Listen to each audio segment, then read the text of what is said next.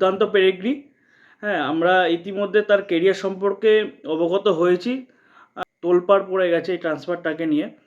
হাওয়াসের স্টাইলে এই প্লেয়ারটা ফিট, হাওয়াস রক সলিড প্লেয়ার। সেক্ষেত্রে ইস্টবেঙ্গল টিম লাভবানই হবে, আমি আশাবাদী। নমস্কার সবাইকে, আরও একটা নতুন ভিডিও বা বলা ভালো ট্রান্সফার ভিডিওতে সবাইকে স্বাগতম জানাই। যারা ইতিমধ্যে চ্যানেলে নতুন বা প্রথম, অবশ্যই চ্যানেলটিকে সাবস্ক্রাইব করে নেবেন এবং লাইক কমেন্ট করবেন, বেল আইকনটি টিপে রাখবেন যাতে পরবর্তী ভিডিও আসার সাথে সাথেই আপনারা নোটিফিকেশন পেয়ে যান। প্রথমে ইস্টবেঙ্গল ক্লাবের একটা ট্রান্সফার আপডেট আমরা সবাই জানি। রীতিমতো মানে নেট দুনিয়া বা তোলপাড় পড়ে গেছে এই ট্রান্সফারটাকে নিয়ে। ইস্টবেঙ্গলের স্প্যানিশ ডিফেন্ডার এবং লা লিগা কাঁপানো প্রাক্তন অ্যাটলেটিকো মাদ্রিদের প্লেয়ার নাচো মনসেলেভ ইস্টবেঙ্গলে সই করেছে 1 বছরের জন্য। এজেন্টটা ইস্টবেঙ্গলের হয়ে খেলবে কেভিন সিবিএর জায়গায়। আমরা ইতিমধ্যেই জানি কেভিন সিবিএ ছেড়ে দিয়েছে ক্লাব। তো কেভিন সিবিএ কোথায় যাবে, হয়তো ইন্দোনেশিয়ায় যাবে বা অন্য কোথাও যাবে, সেটা পরবর্তী আপডেট আমরা পেয়ে যাব। খুব সম্ভবত চান্স ইন্দোনেশিয়ায় যাওয়ার অস্কারের সাথেই। এছাড়াও ইউসুফ ইজাজারি ছেড়ে দিয়েছে ক্লাব, সাউল ক্রেসপোকে ক্লাব ছেড়ে দিয়েছে এবং অ্যান্টনি সৈজবাককেও ক্লাব ছেড়ে দিয়েছে। তাহলে সর্বসাকুল্য মোট এখন ইস্টবেঙ্গলে দাঁড়ালো 3টে বিদেশি। মোহাম্মদ রাশিদকে রিটেন করেছে, নতুন সংযোজন হয়েছে আমাদের ড্যানি র্যামিরেজ এবং কালকে সংযোজন হয়েছে গতকাল নাচো মনজালেভ। তো এই নাচো মনজালেভের কিন্তু দুর্দান্ত স্ট্যাট, দুর্দান্ত পেরেগ্রি। হ্যাঁ, আমরা ইতিমধ্যে তার কেরিয়ার সম্পর্কে অবগত হয়েছি। দারুণ একটা মানে ওয়েট বা ট্রান্সফার আপডেট। তো এই প্লেয়ারটার যা পোটেনশিয়াল আছে, দারুণ প্লেয়ার, খুব মানে উচ্চতা এবং বডি পাওয়ার খুব বেশি বা ভালো। এর যদি ফিট থাকে তো দুর্ধর্ষ একটা রক সলিড ডিফেন্ডার হবে। প্লেয়ারটা কিন্তু ইস্টবেঙ্গলের জন্য দুর্দান্ত একটা সাইনিং হয়েছে। তো হাওয়াসের স্টাইলে এই প্লেয়ারটা ফিট, হাওয়াসের স্টাইলে যেহেতু সিবিএ ফিট হচ্ছিল না, সেক্ষেত্রে নাচো কিন্তু দুর্দান্ত ফিট হয়ে যাবে আশা করি। আমি আশাবাদী যে এই প্লেয়ারটা ইস্টবেঙ্গলে দারুণ সার্ভিস দেবে। আমরা সিবিএকে নিয়ে আগের বছর যখন ট্রান্সফার হয়েছিল গেল রব উঠেছিল যে কী প্লেয়ার, বডি গেম থাকবে না।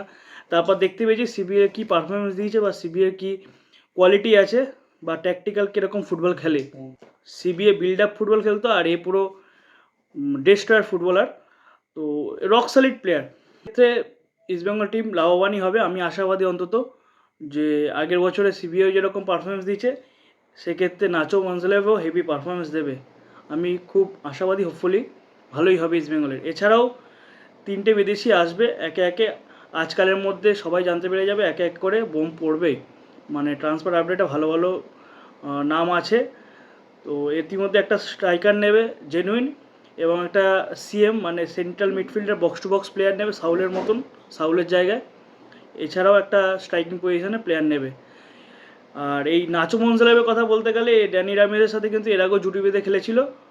তো নাচো মনজালেভের সাথে সেক্ষেত্রে ড্যানি র্যামিরেজের আবার আমরা মেলবন্ধন বা কানেকশান পেয়ে গেছি।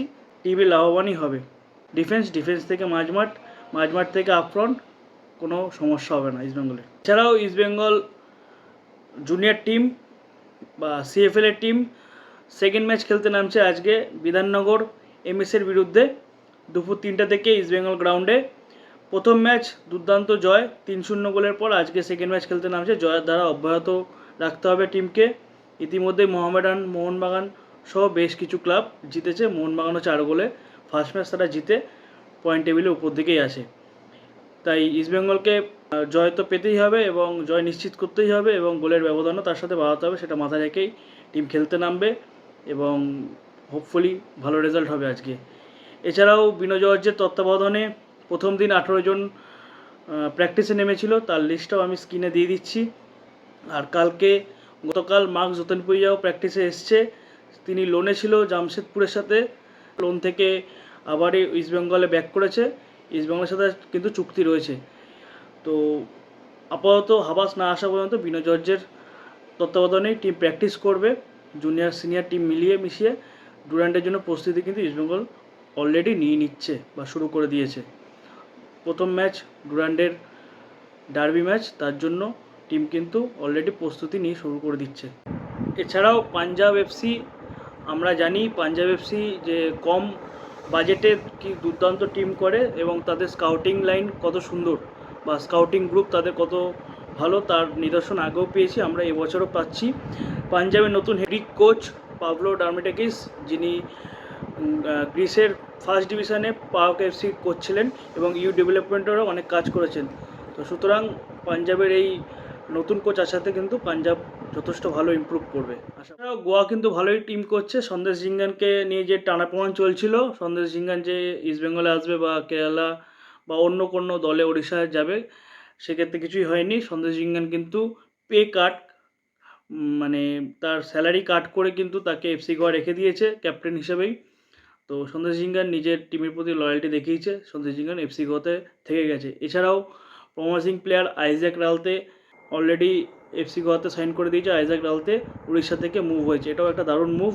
এছাড়াও কেরালার গোলকিপার সচিন সুরেশ ওড়িশা এফসিতে সাইন করছে। তো আপাতত এটুকুই ছিল আজকের আপডেট, ট্রান্সফার আপডেট। ফুটবল বিশ্বকাপ হচ্ছে, আমরা তার জ্বরে আক্রান্ত, আশা করি আপনারা সবাই দেখছেন, আমিও খুব উপভোগ করছি দাঁড়িয়ে দাঁড়িয়ে। তো দেখা হচ্ছে নেক্সট ভিডিওতে। আর কমেন্ট করে জানান ভিডিওর কোন পার্টটা ভালো লাগলো সবথেকে, এবং ডিফেন্ডার আমাদের এই নাচো মনসলেম নতুন প্লেয়ার সংযোজনে টিমের কতটা লাভবান হয় সেটাও আপনার বক্সে জানান।